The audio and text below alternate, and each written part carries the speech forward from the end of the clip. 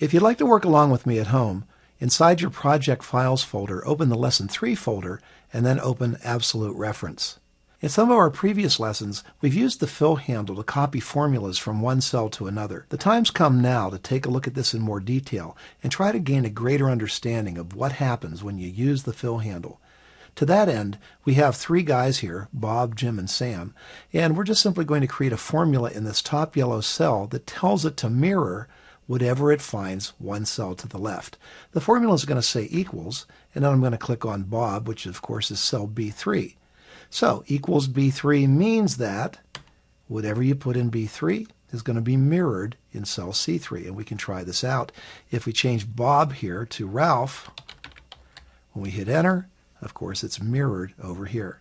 So the formula equals B3 is what's causing that to happen. Now we know from previous experience that when we use the fill handle to copy this formula down to the other cells, that it should behave exactly the way it does here, mirroring whatever's one cell to the left. Let's try it out right here. Now if you haven't seen one of the previous videos on the fill handle and you're not sure what that is, the fill handle is this little nubby in the bottom right hand corner of the active cell. Put your mouse over it until it turns into a thin little black cross and then just drag down. Release when you get to where you want it to go, in this case right here. So now we're going to take a look at the formula that it created. I'm looking in the formula bar and you can see that this formula says equals B4. Well, if we go up one cell above that to Ralph, that one says equals B3. This one says B4. So what that tells us is that Excel has not made an exact duplicate of the original formula. Now we're familiar with working with cut, copy, and paste from other programs. In a word processor, if you take a word and copy it and then paste it in another location, you get an exact clone of whatever that original word was. It doesn't work like that in Excel, because when you work with formulas, Excel doesn't copy the cell. It copies, now wait for it, the pattern of the formula, not the actual cell itself. That's a very important distinction. Well, what do I mean by pattern of the formula? Well, let's take a look at this first formula right here, equals B3. The pattern says, look one cell to the left and equal whatever you find there. That's the pattern. So when we use the fill handle to copy it down to the next cell, it copies that pattern. Look one cell to the left and equal whatever you find there. And the only way it knows how to do that is to change the formula so that it works right where it is. So it modifies the formula from equals B3 to equals B4. Now we can expect the same thing to happen here. The pattern is look one cell to the left, equal whatever you find there. So when we copy this formula down to the next yellow cell, now when we look in the formula bar it says equals B5. So look one cell to the left, equal whatever you find there. That's Sam. So there it is. It's working for us. It's copying the formula pattern as we move it from cell to cell. Now typically that's a good thing. Way back in one of our first videos, we looked at the add, subtract, multiply, divide worksheet, where the objective was to put a formula in this top yellow cell that took the projected cost minus the actual cost. Now let's think about this for a second. What's the pattern of the formula? The pattern says take whatever you find two cells to the left and subtract from it whatever you find one cell to the left. All right, we'll hit enter. Use the fill handle to copy that down to the next cell, and it's working just fine there. Here we don't get the same result, 357. We get a negative 135. Why? Because we copied the pattern of the formula. Now the formula is taking this number minus this number. When we copy the formula down to the next cell, now that formula is taking this number minus this number. So we can see this the whole way down. If we go clear down to the bottom and examine this formula, I'm just going to hit F2 on the keyboard to get into edit mode where we can see the formula. B15 minus C15 is this number right here minus this number right here. So the fill handle is copying the pattern of the formula the whole way to the bottom. Now whenever Excel copies the pattern of the formula, that's called relative referencing. And most of the time we like that. This has been a good thing right here. That allows us to put in a formula only one time and then use the fill handle to copy that formula to multiple cells and just have it work in all those new locations. So most of the time, we like relative referencing, but now we're going to see an example where relative referencing works to our disadvantage. Back now in the absolute reference worksheet, I'd like to go over to the bonuses worksheet. And here we have a scenario where we'd like to pay a bonus to some of our employees. Now the bonus is going to be based on their sales amount. So if we take a look in column G here, you can see there's a sum function right here that simply adds these three numbers across. And that same function exists the whole way down column G here. The objective then is to place a formula in this yellow cell that takes an employee's sales figure and multiplies it times this bonus figure of 15% out here. And we want to do that without typing the 15% into the formula. We actually just want to use the cell reference J7 in all these formulas. All right, we're going to get the formula to work correctly right here in this top yellow cell, and then use the fill handle to copy it down to the other cells. Now this is just a simple multiplication problem. It doesn't require any functions or anything really fancy. We just click in the top yellow cell and type equals, click on the 1250, put in the asterisk to do the times, and then click on the 15%. It's this number times this number. Hit enter. Okay, that's working just fine. Now we're going to use the fill handle to copy this down. Click on the cell that contains the formula that we just created, use the fill handle and just drag that down to the bottom, and we get zeros. Well, what in the world is going on here? All right, this is a place I told you that relative referencing is going to work to our disadvantage. Let's take a look at what's actually going on here.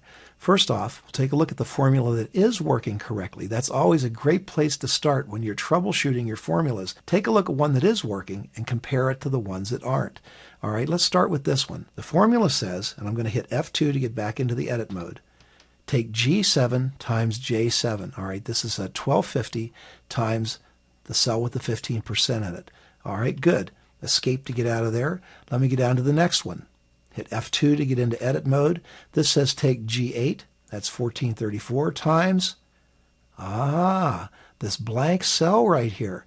There's nothing in it. Well, no wonder I'm getting a 0. All right, escape out of there. Let's go down to the next one. F2, G9, that's 1179, times this blank cell right here. Well, no wonder it's not working correctly. Remember, Excel is copying the pattern of the formula. That's the way it works by default. Let me hit escape here, and let's go back and take a look at what's going on. And we're interested in the pattern of the original formula, which says go one cell to the left and multiply it times 2 cells to the right. When we copy that formula down, the new formula says go one cell to the left and multiply that times 2 cells to the right. And it does that the whole way down. 1 cell to the left times 2 cells to the right. 1 cell to the left times 2 cells to the right. And since there's nothing in these cells for it to multiply times, it gets that 0. Now there's a couple ways we could solve that. We could just go over here and grab the fill handle and pull that 15% down and copy it into all these cells. Now that there's something in these cells, these formulas seem to come alive. Another way to solve that same problem, I'm going to hit Control-Z to undo that, is we could just rework this entire first formula. We could just say equals this number times, and then just type in 0.15, which is the same as 15%. And then we could use the fill handle to copy that down, and it would work just fine. But that's not the mission. That's not our objective. We wanted to use this cell for a reason. And the reason is that if I hardwire the 15% into each one of these formulas, if I later on decide that I want to come down and change the bonus figure, I'll have to do it now for 6 different formulas. Now that's not such a big deal, changing the formula for 6 formulas. But if this was a list of 6,000 employees, then you'd have to change that formula 6,000 times. That's really not very efficient and not the way we want to work. If we can set it up so that every one of these cells takes the number to the left times this one specific cell, then we can get it to work out so that all we have to do is change the value here to affect all of these formulas over here. So that's the mission. We want the formula to say go one cell to the left and multiply it times cell J7, and it'll always be cell J7. All right, how do we do that? That's the question. Well, there's a couple ways, and I'm going to show you them both here over the next couple minutes. First off, I'm going to delete these original formulas and then start in this top yellow cell. Okay, we'll start with the equal sign, click on the 1250, put in the times to do the multiplication, and now somehow, when we select this cell right here, the 15%, we need to tell Excel to lock in that cell reference so that it's not going to change when we use the fill handle to copy it to a new location. How do we lock that cell reference J7 into place? Well, we use dollar signs. Now, I'm not sure why dollar signs. I just know that it works. We could type the dollar signs in. We want one to the left of the J and one to the left of the 7, but that's too hard, typing them in. Instead, we're going to use a keyboard shortcut, F4. The F4 key, that's one of the function keys above your regular numbered keys. That adds the dollar signs for us automatically.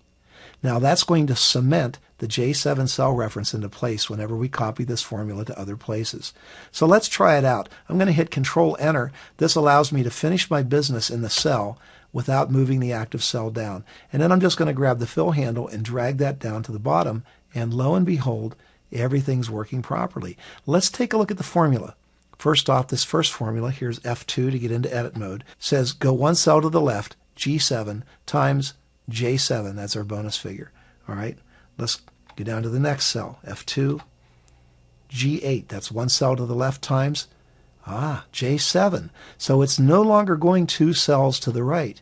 It's going right back to J7. Let's take a look at the next one, F2. Take G10, that's one cell to the left times, not 2 cells to the right, but cell J7. So every one of these cells is pointing to that J7 right there. You can see the little picture I drew of it down here, where you can see every one of the formulas point right back to that one cell. And that is called an absolute reference, when you can get all your formulas to point to a single cell just like that. Now the advantage to that is if I want to give these guys a higher bonus, I only have to change it in this one place. I'll type in a 20, hit enter, and watch the yellow cells. See that? They all get updated at one time. If I want to get cheaper on them, maybe give them a 10% bonus. Same thing. Of course, Excel doesn't care whether I'm cheap or generous. It's simply going to change the values those formulas create based on whatever happens to be in this cell.